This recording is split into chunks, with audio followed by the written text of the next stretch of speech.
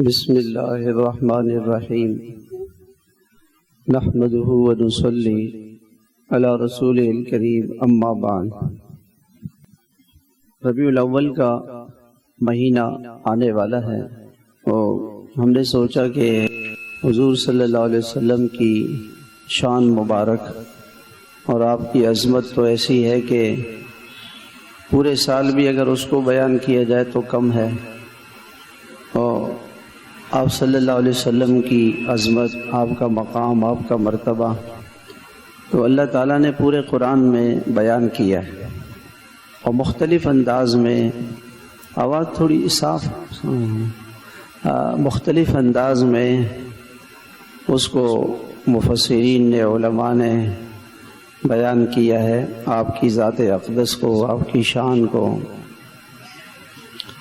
علماء فرماتے ہیں کہ ایک سورت اللہ تعالیٰ نے نازل فرمائی حضرت محمد صلی اللہ علیہ وسلم کے نام سے، سورت محمد۔ تو یہ آپ کی محبت ہے، اللہ پاک آپ سے محبت فرماتے ہیں، اور جتنی ہمارے دلوں میں حضور صلی اللہ علیہ وسلم کی عظمت، محبت ہوگی تو آپ کی اتباع کرنا آسان ہوگا۔ انسان تو اللہ معاف فرمائے کھلاڑیوں کے نام رکھ لیتا ہے، ان کی شرٹیں پہنتا ہے، وہ کھلاڑیوں کی شرٹ پہن کے نا اس پہ پیچھے کافر اور عیسائی، یہودیوں کے نام لکھے ہوتے، سینے پہ یہودیوں کے نام لکھے ہوتے۔ تو یہ تو دنیا میں یہ چیز ہم نے دیکھی ہے، جس سے محبت ہوگی پھر آدمی ان کی اتباع کرے گا۔ ہمیں تو پتہ ہی نہیں، اگر ہم سے کوئی پوچھے کہ بھئی ہمارے رسول صلی اللہ علیہ وسلم کون تھے، آپ کی ذات پر ایک صفحہ لکھ دو، تو ہمیں کچھ بھی نہیں آتا، ہمیں پتہ ہی نہیں ہے اللہ کے رسول صلی اللہ علیہ وسلم کا، ہمیں پتہ ہی نہیں۔ تو اللہ تعالیٰ نے قرآن کریم میں آپ کے مقدس نام پر ایک سورت نازل فرمائی، اور اس سورت میں سورہ محمد، اور آپ کا نام 4 جگہ اللہ پاک نے قرآن مجید میں دیا ہے۔ بہت کم انبیاء ہیں، 1.25 لاکھ، بلکہ بعض روایات میں اس سے بھی زیادہ انبیاء علیہ السلام ہیں، لیکن اللہ تعالیٰ نے چند نبیوں کے نام دیے، اور اس میں اللہ پاک نے اپنے محبوب صلی اللہ علیہ وسلم کا نام مبارک 4 مرتبہ لیا ہے، محمد الرسول اللہ، اور آپ کا نام محمد بھی تھا، احمد بھی تھا، دونوں نام اللہ نے ذکر فرمائے۔ اور یہ علماء یہ بھی فرماتے ہیں کہ اللہ تعالیٰ نے حضرت انبیاء علیہ السلام کو نام لے کر پکارا، یا آدم اسکن، یا ابراہیم عارض عن ھذا، وما تلک بیمینک یا موسیٰ، اور بھی نبیوں کے نام لیے ہیں، یا عیسیٰ۔ لیکن حضرت محمد صلی اللہ علیہ وسلم کو یا محمد کہہ کے اللہ نے مخاطب نہیں کی۔ یہ محبت کی بات ہے، آپ کی شان کی بات ہے۔ دنیا میں ہم والد صاحب کا نام نہیں لیتے، ادب ہی، آج کل تو اللہ معاف فرمائے لوگ جو ہے نا نام لیتے ہیں، بے ادبی ہے۔ اور پہلے رشتوں میں نام کیسے تھے؟ ابا جان، چچا جان، ماموں جان، بھائی جان۔ اب کہتے ہیں کہ پاپا جو کھایا جاتا ہے چائے کے ساتھ، اب یہ کوئی نام ہے؟ ڈیڈی، ممی، امی جان، دادی جان، دادا جان۔ جان تھی رشتوں میں نا، یعنی جان کا تعلق اس کے ساتھ ہوتا تھا، باپ پہ جان بھی دیتے تھے۔ چچا جان، چاچو، اب کہتے ہیں چاچو، چچا جان، یعنی ہمارا ان سے جانی تعلق ہے۔ یہ ایک عظمت ہے رشتوں کی۔ باپ کا نام نہیں لینا چاہیے، بڑوں کا نام نہیں لینا چاہیے، ان کا ادب ہے۔ اللہ تعالیٰ نے حضور صلی اللہ علیہ وسلم کو قرآن مجید میں یا محمد کہہ کے نہیں پکارا، لقب سے پکارا، یا ایھا النبی، یا ایھا الرسول، یا ایھا المزمل، یا ایھا المدثر، طٰہٰ، یہ مختلف آپ کے نام۔ اور یعنی علماء نے سینکڑوں نام آپ کے ذکر کیے ہیں، سینکڑوں نام، زیادہ نام یہ عظمت پر دلالت کرتے ہیں، یہ محبت پر دلالت کرتے ہیں۔ تو اللہ تعالیٰ کو اپنے نبی صلی اللہ علیہ وسلم سے اتنی محبت تھی کہ آپ کو یا محمد کہہ کے نہیں پکارا اللہ پاک. اور قرآن مجید میں اللہ تعالیٰ نے آپ کی بہت ساری چیزوں کا ذکر کیا ہے. اللہ تعالیٰ نے اس چیز کی قسم اٹھاتے ہیں جو کوئی بڑی چیز، ہاں، جو عظمت والی ہو. یاسین والقرآن الحکیم، قرآن کی قسم اللہ نے اٹھائی. تو قرآن بڑی چیز ہے. تو اللہ تعالیٰ نے آپ کے شہر مبارک کی قسم اٹھائی.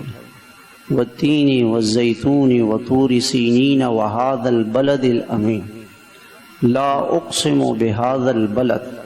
آپ کے شہر کی قسم اٹھائی ہے اللہ تعالیٰ نے.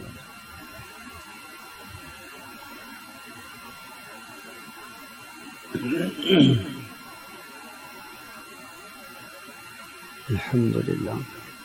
آپ صلی اللہ علیہ وسلم کی عمر مبارک، جان مبارک، لعمرک، آپ کی مبارک جان کی قسم. آپ کو مقدس، آپ کی جو جان مبارک تھی، آپ کی جو زندگی تھی وہ بڑی مقدس تھی، تو اللہ نے اس کی قسم اٹھائی ہمیں بتانے کے لیے کہ دیکھو وہ اتنے بڑے پیغمبر ہیں، وہ اتنے بڑے رسول ہیں. اور ہمارے دلوں میں آج مسلمان ان کی سنت پر چلنے کے لیے تیار ہیں. لوگ کیا کہتے ہیں؟ اجی یہ تو سنت ہے نا، فرض تو نہیں ہے نا، واجب تو نہیں ہے نا. صحابہ میں یہ چیز نہیں تھی. ایک صحابی تشریف لے جا رہے تھے اور ان کی جو لنگی تھی، پرانی سی لنگی، اس سے ٹخنے چھپے ہوئے تھے. آپ نے فرمایا ارفع ازارک، ارفع ازارک، دیکھو اپنے جو ہے وہ پائنچوں کو اوپر کر لو، اپنے شلوار، اپنے لنگی کو اوپر کر لو. تو اس نے کہا کہ یا رسول اللہ اس میں کیا ہے اگر میں اوپر کر لوں؟ یہ انہوں نے جواب میں کہا. تو آپ نے جواب میں کیا فرمایا؟ اما لک فی اسوۃ، میری سنت پہ نہیں چلو گے؟ بس یہ سنتے ہی انہوں نے فوراً عمل کیا. ایک صحابی تھے، نوجوانوں میں ذرا ایک جذبہ ہوتا ہے نا، جوش ہوتا ہے اپنی مرضی پہ. تو ان کے بال جو ہے نا بڑے ہو گئے تھے، تو اور ان کی جو تہبند تھی، عربوں میں یہ قاعدہ اور یہ ایک فیشن تھا کہ جو آدمی جتنا بڑا ہوگا اس کی لنگی اتنی بڑی ہوگی اور وہ گھسیٹتا ہوا جائے گا. یہ بڑے ہونے کی شان تھا. جیسے ہمارے یہاں بڑی گاڑی، بڑا موبائل، بڑا گھر، یہ کوئی بڑائی کی چیز سمجھی جاتی ہے، حالانکہ یہ بڑائی کی چیزیں تھوڑی ہیں، یہ کوئی بڑائی کی چیزیں نہیں. تو حضرت خریم اسدی رضی اللہ تعالی عنہ کے بارے میں آپ کو کوئی خبر ملی تو آپ نے فرمایا نعم الرجل خریم الاسدی. دیکھیے وہ صحابی ہے، اس کے اندر دو غلطیاں تھیں. آپ ان کی غلطیوں کو دور کرنا چاہ رہے ہیں. ہمارے اگر کسی کی کوئی غلطی ہے نا، بہت برا ہے، بہت برا آدمی، صحیح آدمی نہیں ہے، برا ہے، اس نے یہ کیا یہ کیا. آپ نے کس انداز سے گفتگو فرمائی؟ دیکھیں ہم کس انداز سے آپ نے گفتگو. آپ نے فرمایا نعم الرجل خریم الاسدی. خریم اسدی جو ہے بغنو اسد کے بڑے اچھے آدمی ہیں. بس دو کام کر لیں، اچھے، بہت اچھے آدمی ہیں، دو کام کر لیں. لولا طول جمتہ و اسبال ازارہ، بال چھوٹے کر لیں اور ٹخنے کھول لیں. بہت اچھے آدمی. ان کو جب یہ پیغام پہنچا کہ حضور صلی اللہ علیہ وسلم اتنی محبت فرما رہے ہیں، میری ایسی ایک بیرا روی کی، ایک آزاد خیالی کی اور ایک جوانی کا مجھے جوش ہے، اور اللہ کے نبی مجھے فرما رہے ہیں بہترین انسان ہے، فوراً انہوں نے بال چھوٹے کر لیے اور پینچے اوپر کر لیے. دیکھیے ہم اپنی اولاد کی تربیت تو چاہتے ہیں لیکن سختی کے ساتھ. صرف بچوں کی تربیت نہیں ہوگی، سختی کے ساتھ بالکل نہیں. ہمارے ایک بزرگ ہیں مولانا یوسف صاحب، ان کے پاس ایک آدمی لے آیا کہ حضرت میرے بیٹے کے ساتھ ایک مسئلہ ہوا ہے. کیا مسئلہ ہوا؟ وہ نماز نہیں پڑھ رہا تھا تو میں نے اس کو تھپڑ مارا. وہی تھپڑ کیوں مارا؟ حضرت وہ حضور نے فرمایا نا کہ اگر بچہ نماز نہیں پڑھے تو اسے مار بھی سکتے ہو. حضرت نے فرمایا بچے کو لے آؤ. وہ لے کر آئے تو 18 سال کا جوان. تو حضرت نے فرمایا یہ بچہ تو نہیں ہے، یہ تو جوان ہے. اللہ کے رسول نے یہ کہاں فرمایا کہ جوان کو تھپڑ مار؟ وہ بچہ ہے 8-9 سال کا، اس کو تھپڑ مار دیا تو چلو کوئی بات ہے، اب اپنے جوان آدمیوں کو تھپڑ مارا ہے اور آپ کہیں کہ جی میرا بیٹا میرا نافرمان ہے. یہ آپ نے تھپڑ 8 سال لیٹ مارا ہے، 10 سال میں تھپڑ مارنا چاہیے تھا، آپ نے 18 سال میں مارا ہے. تو ہم سختی سے اپنی اولاد کی، اپنے گھر والوں کی، بچوں کی تربیت کرنا چاہیے. سنی حضرت انس رضی اللہ تعالیٰ عنہ فرماتے خدمت النبی صلی اللہ علیہ وسلم 10 سنین، میں نے اپنے محبوب صلی اللہ علیہ وسلم کی 10 سال خدمت کی ہے. 10 سال کوئی معمولی وقت نہیں ہوتا. فما قال لی اف قط، آپ نے کبھی بھی میرے کسی کام پر ناگواری کا اظہار نہیں کیا. یعنی دل میں تکلیف تو ہوئی ہوگی کسی بات سے، لیکن آپ نے چہرے سے اس کا اثر ظاہر نہیں کیا. 10 سال. ولا قال لشيء فعلته لما فعلت، کوئی کام میں نے غلط کر لیا، یہ نہیں کہا کہ یہ غلط کیوں کیا، کیوں نہیں تھا، کیوں ٹوکتے نہیں تھے، ٹوکتے نہیں. ولا لشيء لم اصنع لما ما صنعت، کوئی کام آپ نے مجھے کہہ دیا تو میں نے وہ نہیں کیا، تو آپ نے یہ نہیں فرمایا کیوں نہیں کیا.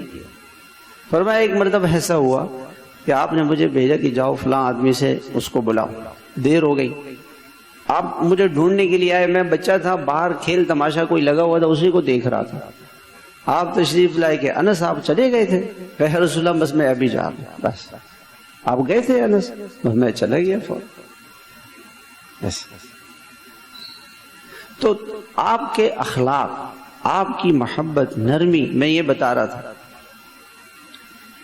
ایک حضور صلی اللہ علیہ وسلم گھر تشریف لائے، آپ نے گھر میں پوچھا کہ بھئی کچھ کھانے کو ہے؟ اور کہا یا رسول اللہ روٹی ہے اور اس کے ساتھ سرکہ ہے، سرکہ. اب ہمارے ہاں کوئی آئے گھر میں اور گھر والوں سے پوچھے کہ جی کیا ہے، یہ چٹنی ہے، تو وہ چٹنی کو ہمارے منہ پہ مار دیں گے، سامنے دیوار پہ. کوئی کھانا ہے، پیاز کٹی ہوئی ہے.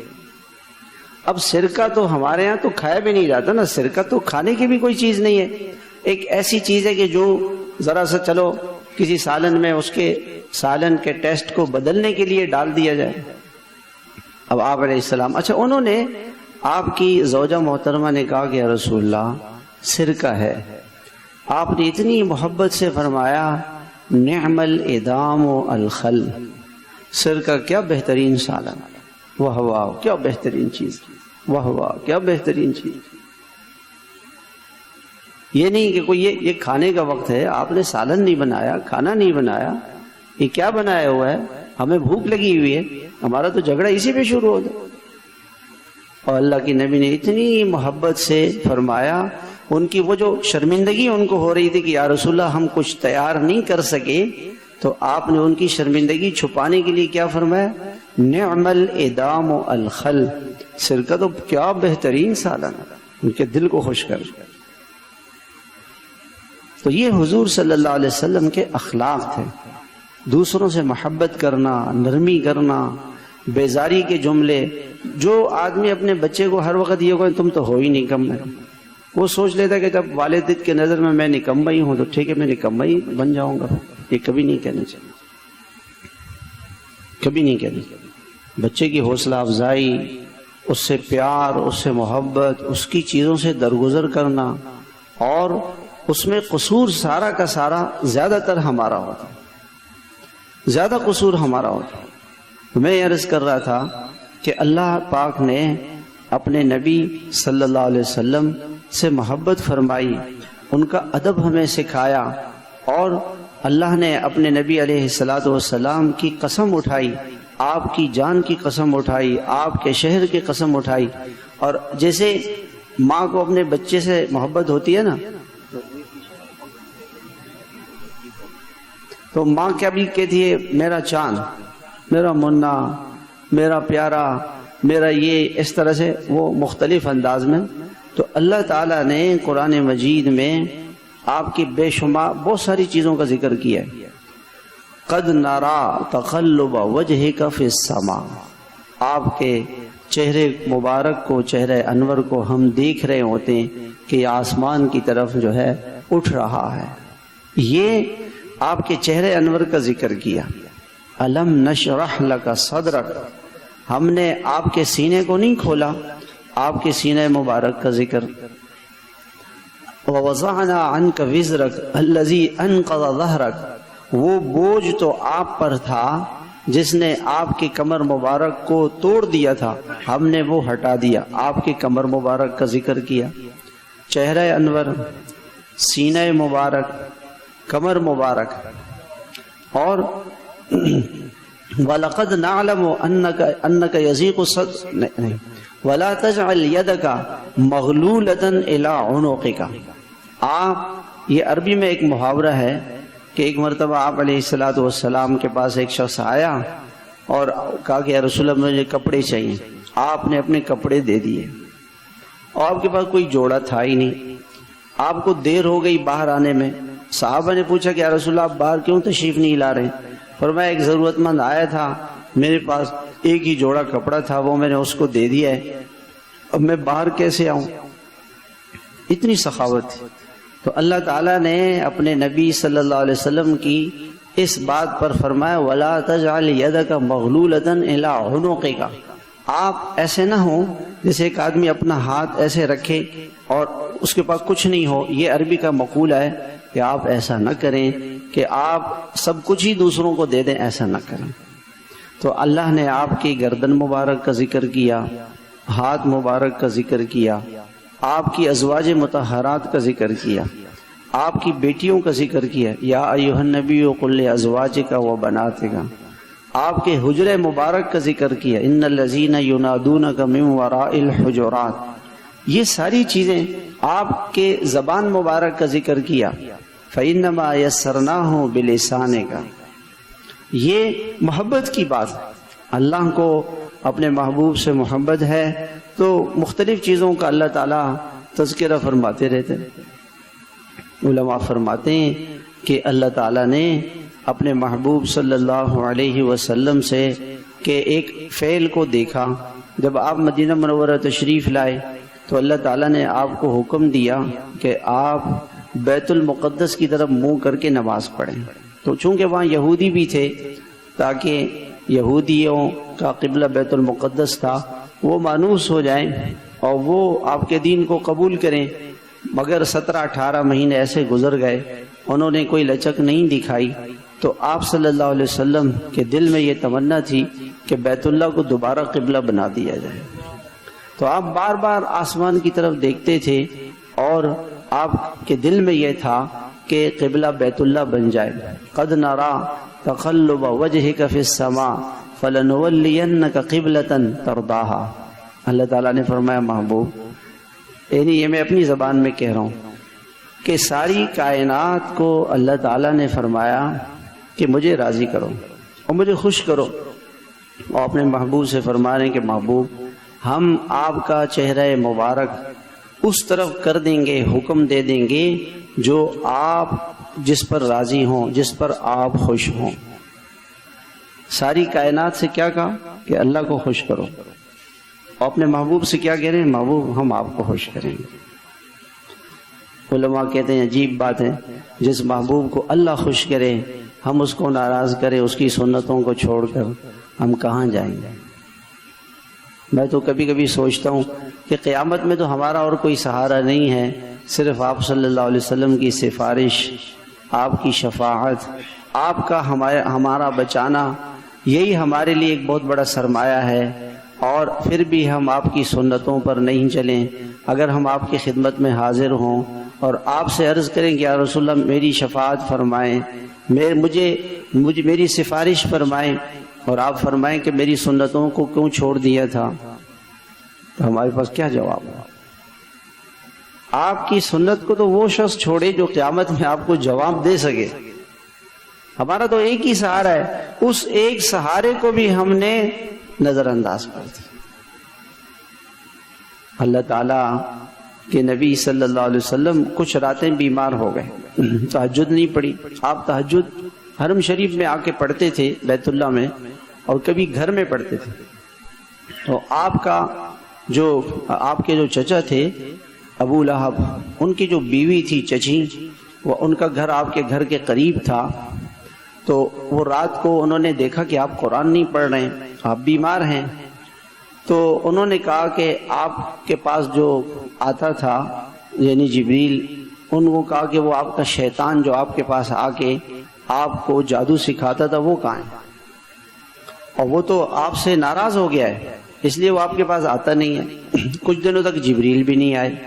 تو آپ علیہ السلام کو بڑا رنج ہوا، بڑا دکھ ہوا، بڑا غم ہوا. ایک تو جبریل علیہ السلام کے نہ آنے کا، اور دوسرا ان کا کافروں کا طعنہ دینا کہ وہ جو آپ کا جو شیطان تھا وہ تو نہیں آ رہا ہے اور آپ کو تو اللہ نے چھوڑ دیا ہے. تو اللہ تعالیٰ نے آپ صلی اللہ علیہ وسلم کے اس غم کو محسوس کر کے اللہ پاک نے قرآن کی آیتیں اتاری. اور اللہ پاک نے فرمایا والضحیٰ، قسم ہے چاش کے وقت. اور امام رازی نے اس کی تفسیر میں لکھا ہے والضحیٰ، قسم ہے آپ کے روشن چہرے کی قسم.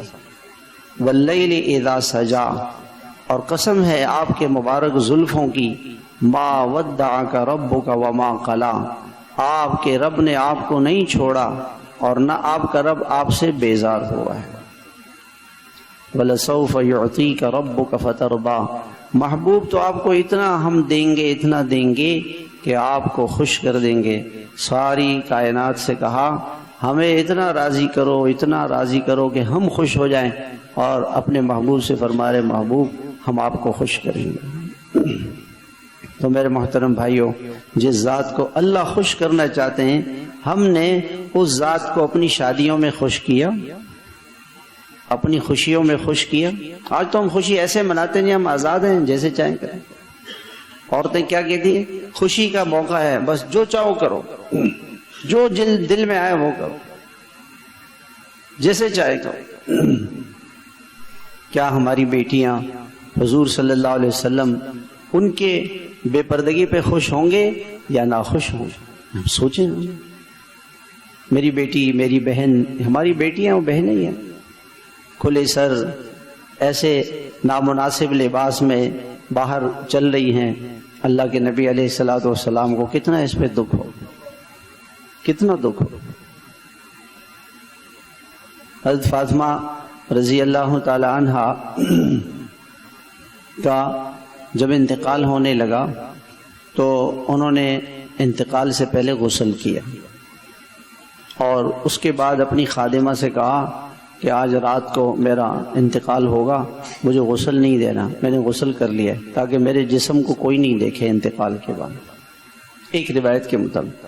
اور دوسری روایت کے مطابق آپ کو حضرت علی اور حضرت اسماء جو حضرت ابو بکر کی بیوی تھی، ایک تو بیٹی تھی وہ نہیں، دوسری تو بکر کی بیوی کا بھی نام بھی اسماء، انہوں نے آپ کو غسل دیا اور کہا میرا انتقال رات کو ہوگا تو صبح تک انتظار نہیں کرنا، رات کے اندھیرے میں مجھے دفن کرنا، تاکہ کسی کو پتہ ہی نہیں چلے کہ میری قبر کہاں بنی، اور میرے جنازے پر بھی کسی کی نظر نہ پڑے رات کو.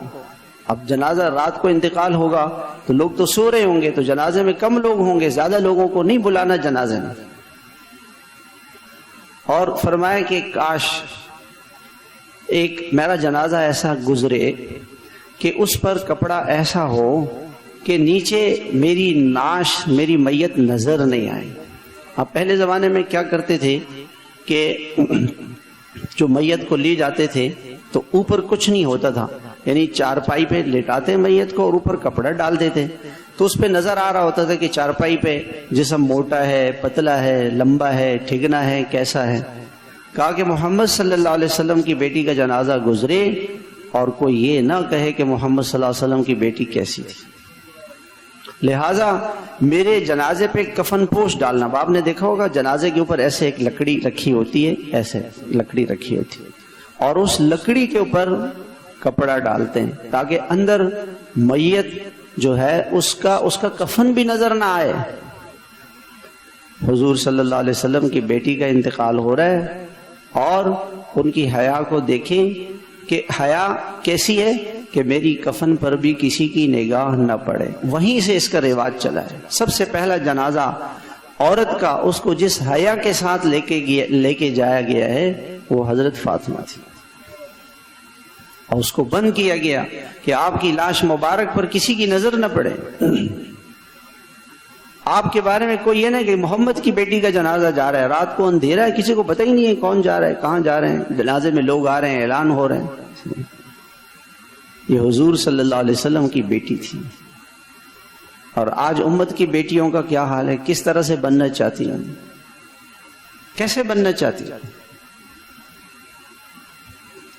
ہم ترکی گئے، وہاں پہ ایک توپ کاپی میوزیم ہے، حضرت مولانا تقی عثمانی صاحب دامت برکاتہم فرماتے ہیں کہ دنیا بھر میں حضور صلی اللہ علیہ وسلم کے تبرکات موجود ہیں، لیکن علماء نے لکھا ہے کہ سب سے زیادہ جو یعنی قابل اعتماد تبرکات ہیں وہ ہیں جو ترکی میں ہیں، کیونکہ جب بنو عباس کی حکومت ختم ہوئی تو اس زمانے میں ترکیوں کی حکومت تھی، تو ترک خلیفہ جو تھا وہ خود گیا اور اس نے بادشاہ سے جو چابیاں لی، خلافت کی ساری چیزیں لی، تو یہ تبرکات بھی وہ مصر سے لے کر آیا، اور خود جب تک وہ زندہ تھا وہ اس کمرے میں خود جھاڑو دیتا تھا جہاں پہ حضور صلی اللہ علیہ وسلم کی تبرکات، آپ کے منہ مبارک ہیں، آپ کی تلواریں ہیں، آپ کا جبہ مبارک ہے، بہت ساری چیزیں ہیں وہاں پہ۔ تو اس میں میں نے ایک جگہ اس میں لکھا ہوا تھا حضرت فاطمہ کا جبہ، حضرت فاطمہ کا جبہ، آپ یقین مانیں اتنا موٹا اور اتنا بڑا جیسے کوئی ہمارے یہاں 2 بچیاں اس میں آ جائیں۔ عورت کا لباس سادہ ہو، عورت کا لباس لمبا ہو، عورت کا لباس تنگ نہ ہو، وہ کھلا ڈلا ہو، حضرت فاطمہ کا لباس ایسے تھا۔ آج اگر ہماری مائیں بہنیں حضرت فاطمہ جیسی بننا چاہیں گی تو قیامت مونی کے ساتھ حشر ہوگا۔ اللہ کے نبی صلی اللہ علیہ وسلم نے فرمایا من تشبہ بقوم فہو منہم، جو دنیا میں جس کی مشابہت اختیار کریں گے، جس جیسا بننے کی کوشش کریں گے، جس کی نقل اتاریں گے، انہی کے ساتھ ہیں۔ ایسا لباس پہنیں گے جس لباس میں جسم نظر آ رہا ہے، تو جس قوم کا لباس ایسا ہوگا جس کا جسم نظر آتا ہے، جن عورتوں کا، تو ان عورتوں کا حشر انہی کے ساتھ ہے۔ آج ایک ہندو آیا تھا ہندوستان سے، اور یہ سچا واقعہ ہے، اسلام آباد، اس نے کیا کہا کہ ہندو اور میں مسلمانوں میں تو کوئی فرق ہی نہیں ہے۔ لوگ سمجھے کہ جی وہ مسلمان ہونا چاہتے ہیں، نہیں میں مسلمان نہیں ہونا چاہتا، میں تو ہندوستان سے آیا ہوں، تو ہندوؤں کی اور مسلمانوں کی شادیوں میں تو کوئی فرق ہی نہیں ہے۔ جیسے ہندو ڈول تماشے ناچ گانا بجانا یہ کرتے ہیں، مسلمان بھی یہی کر رہے ہیں، اب کیا فرق ہے ہندو مسلمان؟ ہمارے 20 لاکھ مسلمانوں نے 14 اگست 1947 کے حادثے میں ان کی شہادتیں ہوئی، 20 لاکھ مسلمانوں۔ انہوں نے یہ پاکستان اس لیے بنایا تھا کہ صبح صبح اسکول میں ڈانس سکھایا جائے، ہماری بچیوں کو ناچنا اور گانا سکھایا جائے۔ یہ تو ہندوستان میں تھا، ہندوؤں میں۔ ہمارے شاہ صاحب مرحوم تھے، وہ کہتے تھے امام صاحب کسی دکان پر ہندوستان میں مجھے کوئی عورت چیز خریدتی ہوئی کبھی زندگی میں نظر نہیں آئی۔ یہ عورتیں یہاں دکانوں میں آ کے چیزیں خریدتی ہیں، امام صاحب آپ ان کو سمجھاتے کیوں نہیں ہیں؟ ارے کوئی چھوٹا بچہ پینٹ پہن کے آ جاتا، چڈی پہن کے آ جاتا، اوہو شاہ صاحب کو جو غصہ آتا، اور ایسے، اور مجھ سے آگے کہتے کہ امام صاحب آپ کیا کر رہے ہیں؟ انہوں نے کبھی زندگی میں یہ چیز دیکھی نہیں۔ ہمارے یہاں پیچھے صابر صاحب مرحوم رہتے تھے، یوسف بھائی، بہت سارے حضرات، ناصر بھائی جانتے ہوں گے، راشد کے والد، وہ مجھے کہنے لگے مولانا ہم ہندوستان میں رہتے تھے، فرمانے لگے کہ یہ گلی ہے اور سامنے والی گلی میں ایک گھر ہے، اس میں میری والدہ کو جانا ہوتا تو ہم بچے چادریں لے آتے، دونوں طرف راستے کے چادروں سے پردہ کر کے، ماں نے برقع پہنا ہوا ہے، کپڑے پہنے ہوئے ہیں، برقع پہنا ہوا ہے، اور چادروں سے ہم پردہ کر کے تاکہ ماں کے برقعے کو بھی کوئی نہ دیکھے وہاں لے جاتے تھے۔ ہماری مائیں بہنیں تو حضرت فاطمہ جیسے تھی۔ آج ہمیں کیا ہو گیا؟ ہم اپنی ماؤں بہنوں کو حضرت فاطمہ جیسا بنانے کی کوشش کریں. حضرت فاطمہ کی حیا والی چادر ہوگی تو قیامت میں حضرت فاطمہ کے ساتھ حشر ہوگا. اللہ تعالیٰ اپنے محبوب کو فرما رہے ہیں کہ محبوب ہم آپ کو خوش کرنا چاہتے ہیں. اور ہم کس کو خوش کر رہے ہیں بھائی؟ ہم کس کو خوش کر رہے ہیں؟ ہمیں سوچنا ہوگا. آج مسلمانوں کا کون سا بازار ہے جس بازار میں نماز کے وقت میں ساری دکانیں بند ہوں؟ کراچی میں، پاکستان میں کوئی بازار ایسا ہے کہ اذان ہو اور سارے مسلمان دکانیں بند کریں؟ کہ حضور صلی اللہ علیہ وسلم کے زمانے میں مدینہ منورہ کے بازار اذان پر بند ہو جاتے تھے. جی ہم مسلمان ہیں، ہم تو اذان پر ہماری گاڑیاں رک جائیں گی، اذان پر ہماری دکانیں بند ہو جائیں گی اور ہم جا کے نماز پڑھیں. ہمارے حاجی عبدالوہاب صاحب رحمۃ اللہ علیہ ایک دن فرمانے لگے کہ میں کسی علاقے سے گزرتا ہوں تو بینک نظر آتا ہے مجھے. فرمایا اتنا مجھے دکھ ہوتا ہے کہ جس گاؤں میں، شہر میں، محلے میں بینک ہے، بینک، ان کے ساتھ اللہ تعالیٰ نے جنگ کا اعلان کر دیا ہے. سود والوں کے ساتھ اللہ نے جنگ کا اعلان کیا ہے. جب اللہ تعالیٰ نے ان کے ساتھ جنگ کا اعلان کیا ہے تو اس شہر میں، اس علاقے میں امن کہاں سے آ سکتا ہے؟ اور آج لوگ خوش ہوتے ہیں کہ جی بینک والوں کو بلڈنگ دیں گے تو کرایہ زیادہ ملے گا، کرایہ زیادہ ملے گا. اور حضرت فرماتے تھے کہ مجھے تو رونا آتا ہے ان مسلمانوں پر جنہوں نے اپنے علاقوں میں بینک کھولے ہوئے. ہوش ہی نہیں ہے مسلمان. ایک آدمی تھا، وہ بینک میں کام کرتا تھا. وہاں کلفٹن میں وہ اس کو ایک مکان کی تلاش تھی، ایک فلیٹ دیکھنے گیا. چوکیدار سے کہا کہ بھائی میں فلیٹ کرائے پہ لینا چاہ رہا ہوں. کہا آپ آئے دیکھ لیں، لیکن پوچھنے اندر لے جانے سے پہلے کہا کہ آپ کیا کام کرتے ہیں؟ تو اس نے کہا کہ میں جلدی سے بتایا میں فلاں بینک میں مینیجر ہوں، وہ بڑے پوسٹ پر ہوں، بڑی تنخواہ. انہوں نے کہا نہیں اندر پاؤں نہیں رکھنا، پاؤں بھی اندر نہیں. کیوں؟ کہ میرے مالک نے کہا ہے کہ جو حرام کمائی والا آدمی ہو، رشوت والا، سود والا، ایسے آدمی کو میں نے گھر کرائے پہ نہیں دینے، اندر بھی نہیں جا، میں آپ کو نہیں دکھا سکتا. کہتے ہیں کہ میں واپس آیا اور میں سوچ میں پڑ گیا کہ آج دنیا کے ایک چھوٹے سے گھر کا مالک مجھے سود کی وجہ سے اپنے گھر کے اندر پاؤں رکھنے کی اجازت نہیں دیتا، تو اللہ جو رب عرش عظیم کا رب ہے وہ اپنے جنت والے گھر میں مجھے کیسے پاؤں رکھنے دے گا؟ مگر لعنت ہو اس سود پہ، لعنت ہو اس زندگی پہ. اور میں آج کے بعد سے کل بینک نہیں جاؤں گا، بھوکا مر جاؤں گا، اللہ مجھے کھلائیں گے. کہتے میں نے توبہ کر دی. دل پہ چوٹ لگ گئی. حرام حرام ہے. اللہ کے نبی صلی اللہ علیہ وسلم ایک زندگی لے کر آئے، ایسی پیاری اور ایسی مبارک زندگی لے کر آئے. آج وہ زندگی ہم بھول گئے. آپ صلی اللہ علیہ وسلم، حضرت عائشہ رضی اللہ تعالیٰ عنہ فرماتی ہیں کہ میرا چھوٹا سا کمرہ تھا. آپ علیہ الصلوۃ والسلام رات کو تہجد پڑھتے رہتے تھے. جب آپ کا قیام لمبا ہوتا تھا، سورہ بقرہ 2-2.5 گھنٹے میں 2 گھنٹے میں آدمی پڑھے، 3 سپارے، گھنٹہ ڈیڑھ، تو آپ لمبی نماز پڑھتے رہتے تھے. جب آپ سجدے میں آتے تو آپ میرے پاؤں پہ ہاتھ رکھتے تو میں پاؤں سکیڑ لیتی، آپ سجدہ کر لیتے، نماز پڑھ لیتے. جب بالکل تہجد کا وقت ختم ہونے والا ہوتا تو مجھے جگاتے اور کہتے کہ عائشہ وتر پڑھ لو. میں نے وتر نہیں پڑھے ہوتے تھے تو مجھے جگاتے تھے. خود ان کو نہیں جگاتے تھے، ان کو سونے دیتے تھے. جب تہجد کا وقت ختم ہو رہا ہوتا اٹھا لیتے تھے. عائشہ رضی اللہ تعالیٰ نے فرماتی ہیں آپ میرا اتنا خیال رکھتے تھے، رات کو عشاء کے بعد آپ کو کبھی دیر ہو جاتی تھی، مہمانوں کے ساتھ، لوگوں کے ساتھ مسجد میں مشورے، جب آپ تشریف لاتے اور میں سو چکی ہوتی تو آپ کبھی بھی آپ صلی اللہ علیہ وسلم کے دروازہ کھولنے سے، اور آپ ہمیشہ سلام کرتے تھے، آپ اتنی آہستہ آواز سے سلام کرتے تھے کہ کبھی میری نیند ڈسٹرب نہیں. اور ہم گھر کیسے جاتے ہیں؟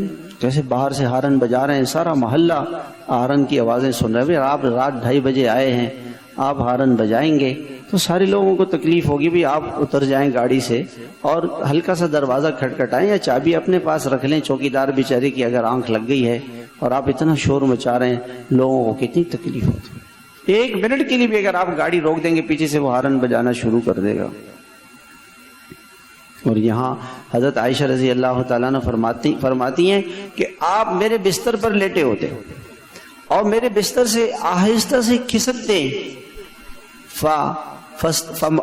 فقام رویدن، آہستہ سے آپ اڑتے تھے، ومشا رویدن، آہستہ آہستہ چلتے تھے کہ پاؤں کی آہٹ سے میری نیند خراب نہ ہو، وفتح الباب رویدن، آہستہ سے دروازہ کھولتے تھے میری نیند خراب نہ ہو۔